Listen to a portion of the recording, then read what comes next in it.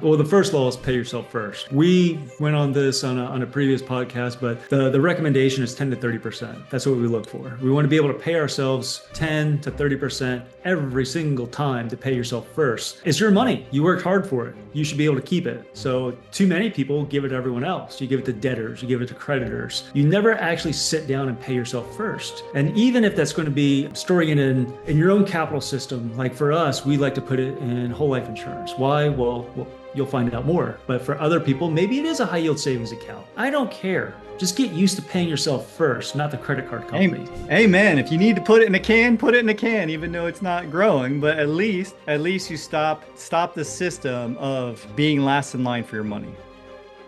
Welcome to another episode of WealthWise Banking. I'm Jeremy Lee Huggins here with my co-host, Jason Sipple. Jason, man, how's it going? Going fantastic, man. We're excited down here in Ocoee, Florida. We've had a lot of wins with the boys. Diego's all clear for the Marines, which you've been a big part Oh, of that when's he journey. shipping out? In May. We don't have an exact date yet. In May, because the government is a little bit slow with stuff, believe it or not. No, the government's never slow. And then my man Connor Patrick hit his first round off backflip without any kind of spring material today, just on a mat, and crushed it and celebrated like a crazy man. It was super cool. So we're feeling super grateful today, my brother. Good, man. That's awesome. I'm glad to hear it. I'm glad everyone's doing well. Looking forward to seeing those photos of Diego with his head shaved and becoming a jarhead. So, Well, I've got lots of his head shaved. Yeah, back when I was racing, I would shave, and Patty made me get another set of shavers, believe it or not, because I would shave the pugs and I would take that shaver and I'd shave Diego. And she said, that's not right. And I'd shave my head, by the way, too, because when I was racing, I had no time to shower and comb my hair. So. well, good. Well, I think everyone's tuning in to hear a little bit more about today's episode. So we've got an interesting title about what happens when your life changes. And this is something that Jason always hits me with. And it's like, what is the one guarantee in life, Jason? What do you always ask me? What is that one guarantee in life? That is what I always ask you because it's true. Like, no matter what, the blessing or the blessing is coming and it's going to be change. Yeah, change is always coming. And we're not talking about like change just like in the markets, right? We're talking about comprehensive change, like changing in your life. It's opportunities, it's emergencies, it's urgencies, it is life in and of itself. It's that constant that we always have. So we're going to talk about today whether or not you're prepared for change. That's really what we're getting into. And one of those things that helps us prepare for change is liquidity, right? It allows us to respond. It gives us breathing room. And there's a place that we like to hold a lot of that liquidity. What's liquidity, man? What are you talking about? Oh yeah, it was that little thing that you put into a glass. It comes out of the sink. Is that not it? No? Yeah. No, I have a whole, this is a whole thing of liquidity right here. That's a little bit of liquidity. Yeah, you Okay. have some of that. Yeah, so Jason, one of the things you're talking about there is, well, your income changes, right? Health changes, business cycles shift. If you're an entrepreneur, we go through different cycles. Kids grow up. We saw massive changes during COVID. The country doesn't even look the same way it does Mm. today versus when it was during COVID versus pre-COVID. So the real question is not whether or not your life is going to change. It's, are you going to be prepared, right? Are you going to be liquid? Are you going to have money that's there? That's what we kind of want to get into is what's your ability to respond to a lot of these changes in life? It's a great question, and we've all seen it. Like you through them, right? I've went through them. Life is much different now, and when change happens, do you want to be reactive to it, or would you rather be ready? Oh, I'd prefer to be ready. You just got me on this thought the other day. I saw a quote from Jeff Bezos. He talked about stress and what is stress? Stress is typically a result of not handling something that is inside of your control. So people get stressed about money because they're not handling something that they have control over. And if you believe that you don't have control over capital, this is not going to be the right podcast for you. I'm just going to go ahead and say, tune out now. This isn't for you. But for everyone else, if you do believe that you can control your destiny, if you can control your capital, then you are in the right space. And if you want to reduce that stress, this is how you gain a little bit of that control is by going through and keeping liquid pools of capital, being able to have that breathing room to be able to respond to these health changes, these income changes, these life events. I'm going to share something with you and the listeners right now, Jeremy. I'm a little worried to share with you just because we learned that you don't even unplug when you're in Antigua, right? So like I'm worried to share this with you. But procrastination, I heard today, is the biggest form of self-loathing. Mm. Stings for all of us builders out there, doesn't it? But Yeah. it's also the truth, right? And all progress starts from when we start telling ourselves the truth. And Jeremy, we like to keep things simple. We like to follow laws. So let's start with what is the first law of wealth? And by the way, if you've heard this 100 times, it's okay. Hear it 200 times because eventually we're all going to start following it and things will change. Yeah. Well, the first law is pay yourself first, right? We went on this on a previous podcast, but the recommendation is 10 to 30%. That's what we look for. We want to be able to pay ourselves 10 to 30% every single time to pay yourself first. It's your money. You worked hard for it. You should be able to keep it. So too many people give it to everyone else. You give it to debtors, you give it to creditors. You never actually sit down and pay yourself first. And even if that's going to be storing it in your own capital system, like for us, we like to put it in whole life insurance. Why? Well, you'll find out more. But for other people, maybe it is a high yield savings account. I don't care. Just get used to paying yourself first, not the credit card Hey, company. amen. If you need to put it in a can, put it in a can, even though it's not growing. But at least you stop the system of being last in line for your money. That Yeah, is the message that Jeremy just said. Stop being last in line for your money. You deserve more. You worked hard to earn that money. Guess who should get paid first? You. yeah. What we're talking about is interrupting a money pattern, right? We're starting a new pattern Yes. where if all your money comes in, goes out just as fast as it comes in, stop, pause, pay yourself first, create some breathing room, and then go pay the debtors, the creditors. But make sure you're always paying yourself first. You're not going to be wealthy if you're giving your money away. All right. Let's just be honest about it. For example, it's like Warren Buffett's quote, right? If poor would only do what rich people do, they wouldn't be poor no more. Well, guess what? The 1% in America since the 1914, I think, Jeremy, or 1919, they've been saving an average of 38% per year. Mm, We gave 10 to 30. Does it have to be 30? No, I talked to a guy saving 50. You decide, follow Parkinson's law, spend less mm. than you make, right? But pay yourself first. Well, let's give the flip side. The national savings rate in the country is under 4%. So for every dollar you make, think about that. For every dollar you make, the average person saves 4 pennies. That's terrible. What is the Jeremy Luggins the Jeremy Lee Huggins savings amount? For the longest time, before I got into real estate, it was actually 51%. That's what I was doing. Whew. I How was about looking at, today? yeah. Uh, it's a good question. I have not calculated that in quite some time. I started moving a lot of money into the walls of buildings. So I'm still paying myself first, but rather than into a savings account or high yield savings and stuff that I was doing before, now I'm moving it into investments. So it's just a different way of paying myself first. And before you do that, though, it is being stored somewhere where you know that you're guaranteeing growth, right? Well, I'm guaranteeing access as well, right? If you're getting into it, I always pay my policies and then I use my policies to actually fund my developments to my investments. That's what I'm doing.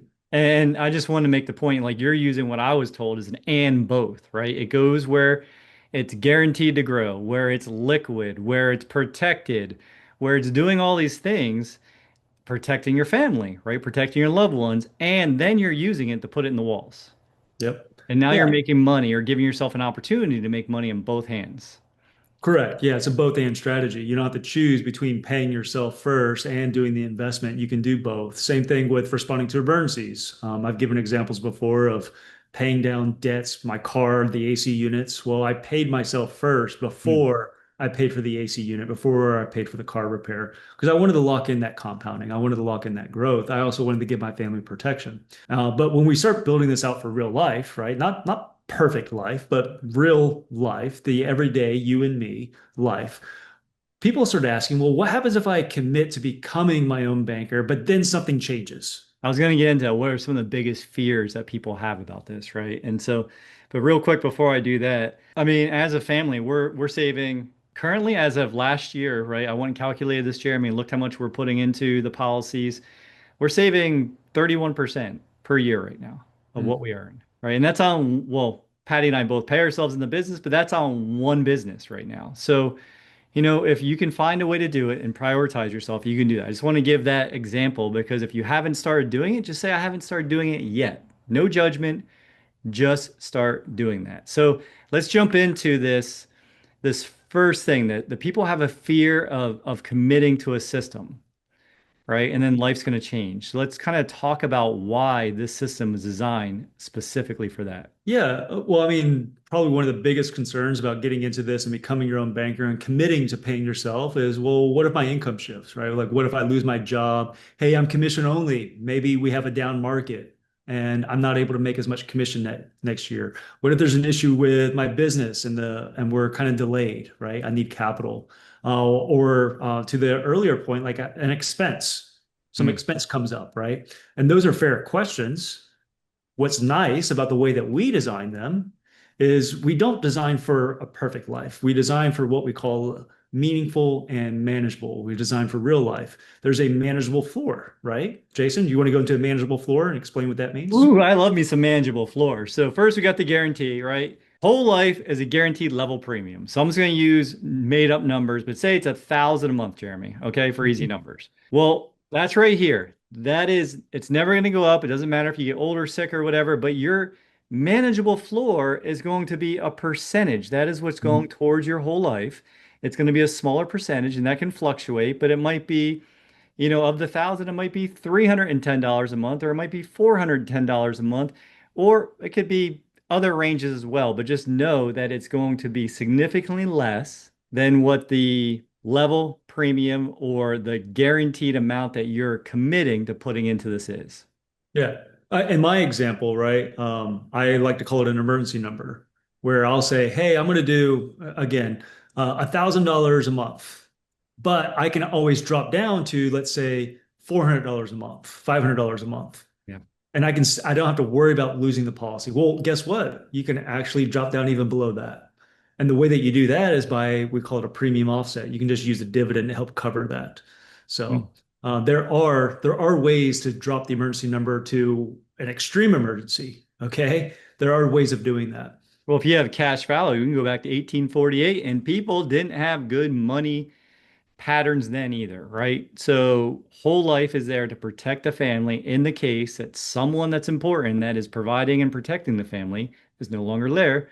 Well, in 1848, when that happened, like say in your example, it's $400 a month. Well, as long as they had at least $400 liquid, right? As far as cash value, they can take a loan and pay it as well, right? You can use that as well. So there's a lot of ways, again, flexibility is key, control is key. That's what we're looking to help people build. Yeah. And so the next thing, so we talked about the manageable floor, the Oh, meaningful I'll give ceiling. you. Yeah. What is the meaningful All ceiling, right. Jeremy? That's what's moving us towards our actual goal. That's the one that we want to focus on. We say, pay yourself first, pay yourself with interest, becoming your own banker, all of these things that help build a strong policy. We want to accelerate that growth. We want to really expand our options. And when I start going up to the meaningful ceiling, let's say that I fund up to the meaningful ceiling for 2 or 3 years. And then in year four, I have that downturn. Hmm. Well, to Jason's point, I can fall back to that manageable floor because I spent all that other time hitting the ceiling. I created that buffer. And the longer you hit that meaningful ceiling, the bigger the buffer becomes, the taller your home, right? We're talking about floors and ceilings, the higher the house, the financial house that you're building. So you have those two numbers. You have floors and you have ceilings. You have one that's the rock bottom. This is what I go to, but I still have control. I still have flexibility. I still have protection. And then I can go all the way up to the ceiling and start building towards cushion, peace of mind. I have optionality. I can respond to urgencies, emergencies, opportunities. And I love how you just said another way to say what you're saying with the manageable floor is just think about that's the amount that has to stay in the policy. You can't borrow that money out the beginning, right? Like Mhm. that stays in there because that keeps your system going, your system alive. And when we go over these numbers, because this always comes up on all of our calls, doesn't it, Jeremy? It doesn't matter how much someone's making. We have a fear of the unknown. We have a fear of the future. Like, what if? What if this happens? What if that happens? It's like, okay, well, hey, this is built for the what ifs. Are you comfortable with 400 bucks a month or 500 bucks a month? Can you do something to earn that money, or would you have the liquidity you use to do that? So that's we want to make sure that we start helping you move past these objections, these thoughts, because in reality, Jeremy, they're not true because we're specially engineering it to make sure it fits your life. Well, what's also cool is the more mature the policy, for every dollar you put into it, you'll actually get more than a dollar back in the cash value growth. So to your point, let's say that I have something that I've been funding for 5 years. I may put $400 in, but the increase in cash value that year might have been 525 bucks, right? So I gave them 400, they gave me 400 back plus another $125. I will go figure out how to get 400 so I can get 525. Now And take that on a bigger scale. I'm doing it on 1,000. Maybe I'm doing it on 10,000. I built a policy, Jason, I kid you not. They're putting in $15,000 a year. It's on a 1-year-old. When she is wow. 65, her increase in cash value is a $500,000 a year. So think about that. She gave the Wow. insurance company 15,000. They turned around and gave her $500,000 back. I That will figure out how to find $15,000. Okay. that's what I say. Hey, if you want to be, you want to think, we're teaching you to be a banker. We're teaching you to have control. I love this example because I use this one a lot. I've actually used it with practitioners, Jeremy, at the think tank. And I said to a guy, he's like, "What? Say that again." I was like, "Yeah, you just go to Jim and Susie sitting next to you, be like, hey, you want to give me a bridge loan? You want to give me a 20% loan? How about you both give me 7,500 bucks, right, Jeremy, for that 15 grand? Mhm. And I'll give you a 20% return." Guess what? Like the bank, I just made a huge return and they both got what they want. And I never used a dollar of my money, Jeremy. Yeah. Well, that's a whole nother strategy out there that the wealthy use. It's called premium financing, where you can literally, quite literally, go grab a bank loan. They will fund the policy. They will earn cash value. They'll collateralize your death benefit, and you can use it for basically opportunities, business growth. That's a whole different strategy out there. That's more advanced stuff. I get the luxury of helping people at that high net worth. When I say high net worth, you don't premium finance $1,000 a month. I'll tell you that. Okay. This is where you start premium financing large sources of capital, and they're done for very specific reasons. But the banks love these policies. Why? Because they're guaranteed. The banks themselves, go look it up. It's called bank-owned life insurance. They own more life insurance than any other institution out there. So yes, you can do premium financing. There is a way to do it. Banks will lend on it. It's just for the average listener, for most of us that are on this podcast today, it doesn't apply, just quite frankly. I appreciate you sharing that, just putting that little nugget in there. That's other stuff we can cover in the future. The premium financing deals I've seen were abysmal because they were done with that thing called something like an IUL, something like that. So Uh, Yeah. what you have multiple variables happening at once, the bank's interest rate fluctuating, the interest rate in the policy fluctuating, and that person I know, I mean, he has tens of millions of dollars of death benefit, but he's basically upside down almost $1 million in cash value. Well, So that just goes back to how it's engineered and why you don't work with people who structure IULs. So yeah, we you go can back still, yeah, you can still build it out with an IBC practitioner. It just has to be built out correctly. the correct way. And you got to know the pros and cons of it. Like I said, it's not for most people. Yeah. And so let's get back to like the family banking system we're talking about, right? We talked about a manageable floor, a meaningful ceiling. We're talking about control. So when we're talking about this properly structured dividend paying whole life policy with the three benefits working at the same time, right? Hmm. We're giving the money three jobs. One, it's liquid. It's accessible, meaning you can get it without jumping through hoops, begging the bank, filling out loan paperwork, waiting for underwriting, bending over and coughing, all the things. Like they're not looking at debt to income. It's just easy. They ask you two questions when you collateralize or borrow from your system. Would you like a check or do you want an EFT? Electronic funds transfer for, yeah. Yeah, that's you and I, let's hold each other accountable for that because I always said let's keep it simple like simple and not use jargon, right? So what's the second one, Jeremy? I went over liquidity. So what is the second one? Control. So control will be the second one, right? You get to determine where the capital goes, how to actually use the capital. That's my biggest thing is If I want access to my money, I also want to dictate where my money goes and how do you use it. Well, I also look at these policy loans as a personal line of credit, meaning I'm going to be responsible. I'm going to repay my loans. But let's say that I miss a payment. Who am I accountable to? I'm accountable to myself.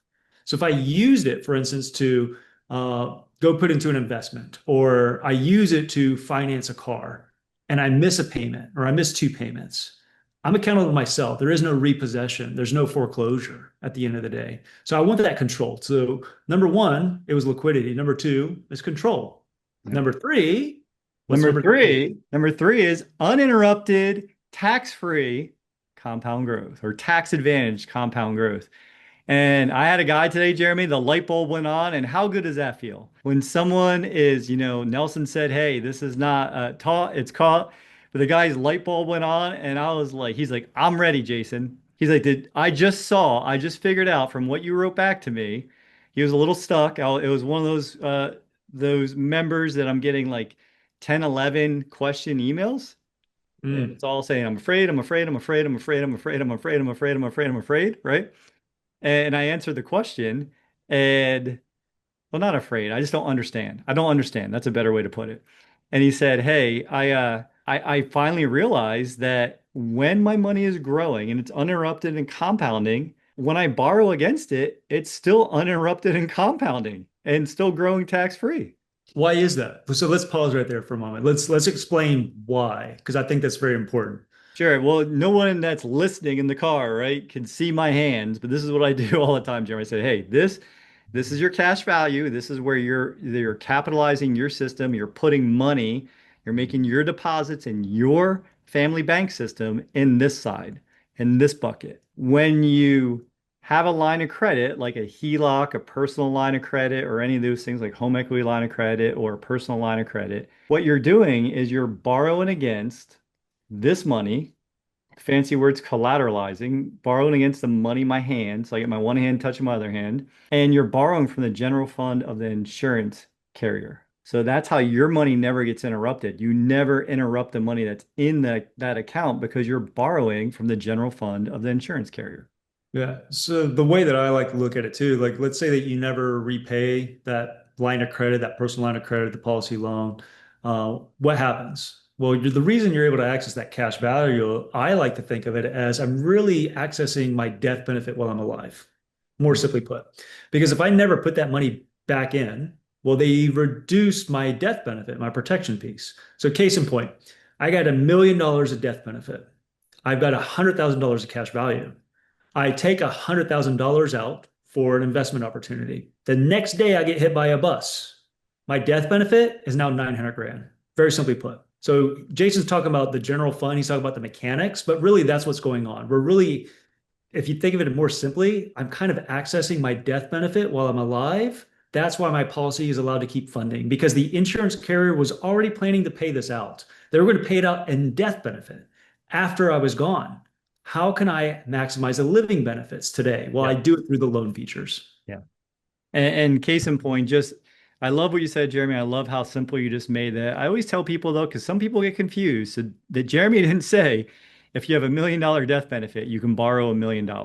He said that you can collateralize the cash value in your policy, and if something happens, like you can't pay it back, you die, graduate, whatever, then that comes out of the death benefit, and then the rest goes to the person that you made the beneficiary. So. Yeah. Yours was more technically correct, but for the layman, I think it's an easier understanding. Yeah, I had to make that clarity because I've had 5 or 6 calls in the last year where someone's like, yeah, I want $1 million policy because I want to start this business and I need to borrow $1 million. I'm like, okay, well, how much do you have liquid? Oh, I don't have any savings. I was like, whoa, hold on. We have a misunderstanding of what's happening here. So I just want to make that point of clarity as well. So Yeah. Go get an SBA loan. The SBA will actually require you to go get a life insurance policy. When you get that life insurance policy, you're going to want to make sure it's structured for cash value. So that way it can actually promote the business and provide protection for the SBA loan itself. oh, that is a perfect transition to, what is the difference, Jeremy, between a borrower and a builder, right? It's not income. No, it's perception, right? It's the way that you work, the way that you think, the way that you interrupt the patterns, right? Those money patterns. A lot of borrowers out there is the vast majority of society. We're told to borrow. We're told to use debt. We're told to use credit. Builders, on the other hand, we go out and we create, we build, we multiply. That's what we want to do. And that's what the folks listen to this. That's why you're listening, because you want to optimize how you can be a builder. And by the way, I was a borrower, and it wasn't that long ago. I was a borrower at 46 years old still. I was stuck in that pattern where I thought I could show up first, leave last, work hard, be humble, be polite, yes, sir, yes, ma'am, and it would all work out. And when you don't understand the game, when you're having someone else make a ton of profit off of you because of your patterns, and you start seeing that, and then you start asking different questions, then you can start moving towards being a builder. So that's for anyone who's listening who's like, yeah, I want to do this, but I don't feel like I'm quite ready yet, right? So Well, you can keep telling yourself you're not ready and you'll forever never be ready. true. Or you can actually do the pattern interrupt. You can actually book the call, go to wealthwisebanking.com. We'll show you the path. We'll give you the blueprint. Like to Jason's point, he was a borrower. Guess what? So was I. So were most of us. Yeah. Then at some point, we basically said, enough's enough. I want control of my system Yeah, we because had no enough one cares pain. about my money. Yeah, no one cares about my money more than I care about it. Uh, Amen. We had enough pain that we finally said, I need a better path. I need to put my ego aside, say, I don't know what I don't know, ask better questions, and book a call or ask somebody like Jeremy and myself, right? Like Jeremy said, go to WealthWise Banking, and I will ask you in the call, hey, Mike, hey, Joe, hey, Jason, hey, Jeremy. Do I have permission to be direct with you? And then I'll say, because after 4,000 plus conversations with all types of people, people with millions of dollars, tens of millions of dollars, and couldn't rub two nickels together, right? What I found is people don't have money problems, they have money patterns, and they're either moving us towards our goal or away from our goal. So I just want to be able to tell you the truth to help you get what you just told me you want as your outcome. And that's and what we'll do. And to your point, you said literally people who don't have two nickels and people with millions. You can have millions of dollars and still be a borrower, right? Because most of those people are still living paycheck to paycheck. They may be high income earners, but they don't necessarily know how to control their capital. They don't know how to get that back in their lives. They just spend as fast as it comes in. So my doctors, my lawyers, my attorneys, I know plenty of them that are broke. When that pain is enough, that's when they typically book the call. That's it. That's it. Just go to wealthwisebanking.com, book that complimentary strategy call. We'll meet you where you're at, both mentally, financially, and help you have a better path forward. So, Jeremy, we're already in banking. You're just not the banker yet. Be blessed. We'll see you in the next episode. Thanks for joining us on WealthWise Banking. If today's episode inspired you, please subscribe, leave a review, and give us a like. It's a simple way to help others discover these empowering strategies and join our community. Together, we're building a network of people who believe financial freedom is within everyone's reach. Remember, financial independence is about making every dollar work for you, one step at a time. Until next time, stay inspired, stay in control, and keep building your legacy the wise way.